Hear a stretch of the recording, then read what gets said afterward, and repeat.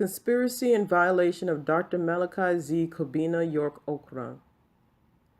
The origin of this case was brought because of a letter sent to the Sheriff's Department by a woman named Pauline Rogers. She was one of Dr. York's estranged wives during our period of practicing Islam. She had 3 children by Dr. York, one of which was severely disabled.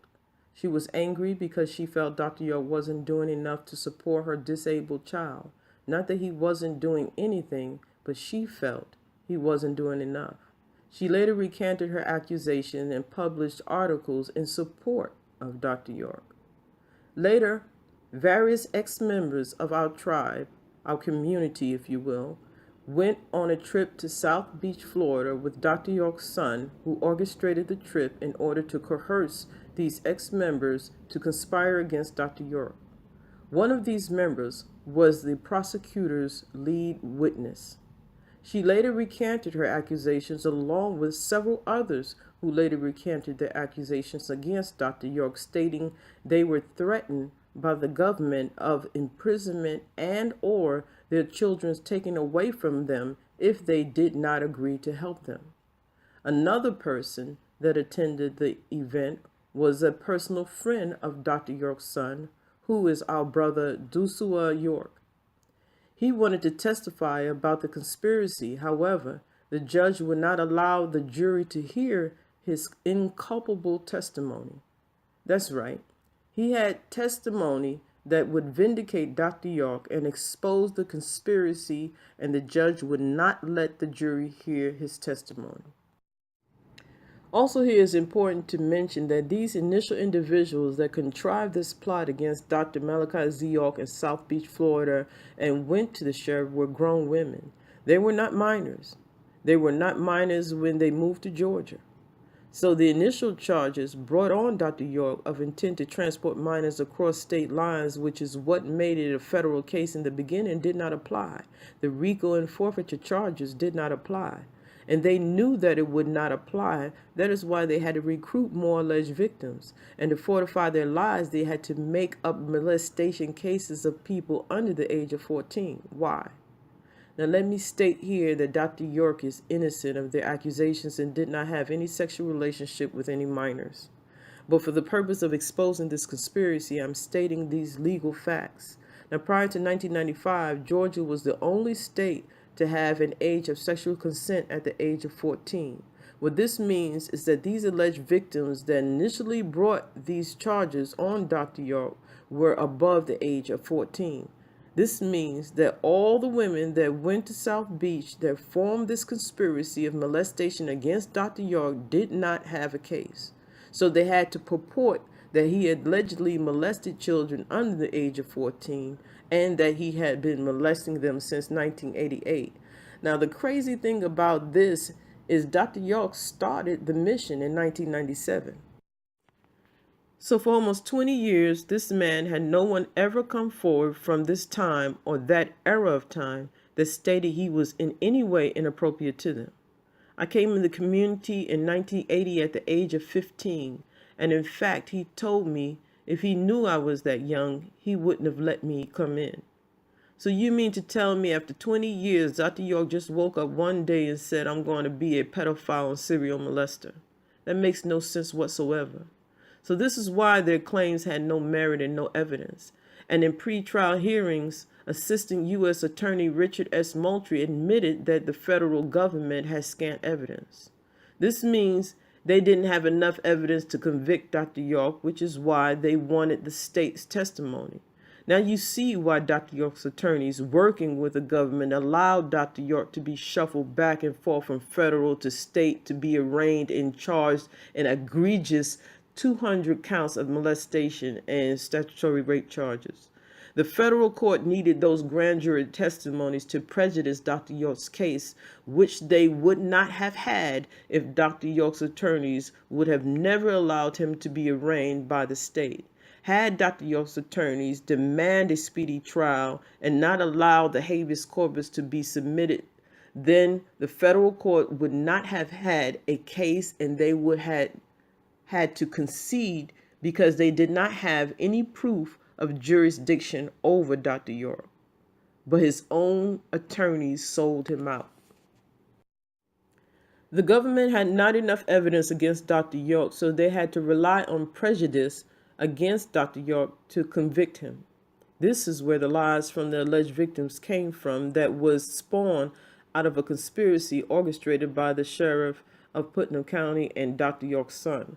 To fortify these lies, sheriff representing the state of Georgia arrested 3 other women that refused to testify against Dr. York.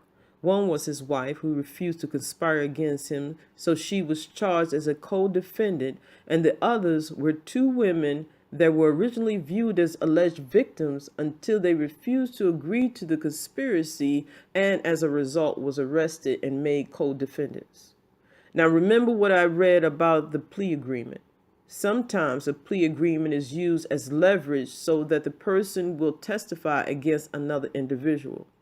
This is why they charged these 3 women, so they could use their testimony or their plea agreement and Dr. York's own forced plea agreement under extreme duress and coercion with lies that the other women were being tortured like him against Dr. York to further prejudice his case. So they forced his wife to take a plea agreement stating she witnessed an act of molestation and didn't report it. Whether it was a lie or not, they didn't care. They would ruin her life even more if she didn't agree to this lie called a plea agreement. The others agreed to the Alfred plea, which basically said they are not saying they are guilty or innocent. These plea agreements were needed to prejudice Dr. York's case to the jury and taint the jury pool. It's important to mention here that during the raid on Tamaray 44 Shadydale Lane, the federal agents kidnapped 6 children and placed them in child protective custody until a judge ruled that they had not been molested. These are children whose names were given to them by these conspirators who claimed they were being molested. But after examination and interviews, an Eatonton judge ruled that they in fact had not been molested. So slowly and tenuously, they were released from child protection custody. The first being 2 children that were children of one of the 9 landowners. You see, Dr. York didn't even own the land that they took in forfeiture. Dr. York knew he would be leaving the country, so he ceded the land over to a trust owned by 9 individuals. Even with all this conspiracy and false testimony, the trial resulted in a hung jury, because the only black woman in the jury knew that this all was a setup. But the judge forced them back into deliberation and instructed the jury, which resulted in them rendering a guilty verdict on several counts and the acquittal of, I think, 2 accounts. Thus, Dr. York was given disproportionately a 135-year sentence, which was against the legal sentencing guidelines for the time of the alleged offense. All this information, again, can be located online at www.liberiafreedryork.com and www.nawabianfacts.com. Now, these are the facts, and I purposefully left out the actual verbiage of our accounts as well as the names of the individuals involved in this case because I believe it's a time for healing. I purposely believe that these individuals were misled and never believed that Ba'ah Ba'ah Yanuwn would have gone to prison or been in prison that long. I really think they thought he would magically get himself out of the situation because they knew he was innocent of their outlandish allegations. But they didn't realize it isn't about him freeing himself. It's about us freeing him. It's about us changing the course of our history of letting our leaders die. Like Bob Marley said, how long shall they kill our prophets while we stand around and look? So we must save him in order to save us. But I think they didn't really know he would actually go to prison because they knew he was innocent. That is why the government went to great lengths to separate them from our tribal family. And that is why the infiltrators pitted them against us and us against them in an effort to defend our master teacher. He used us against us. But they knew if we were sitting in that courtroom, then they would rekindle the love generated from our tribe and they would not have continued with this lie. They did not fear for their lives because we have never been a violent people. That was all mendacities to raise apathy for Dr. York. That is why many of those that joined this conspiracy against Dr. York recanted their testimony before the trial, but was threatened to testify against him anyway. And now, because they are afraid to face punishment, even though the statutes of limitations on perjury has ran out, they have to keep reliving this lie. Even though, despite this chaotic situation spawned by this sheriff and Eatonton officials, they are still in contact and mingle with members of our tribe, because we are family. That is something Ba'ah Ba'ah Yanuwn gave us that the beast can't take away. And you all have to realize that and heal from this mess. It's funny how we talk about Dr. York's son and his hate towards his father, and I always wonder if he knew how proud his father was of him before all this mess.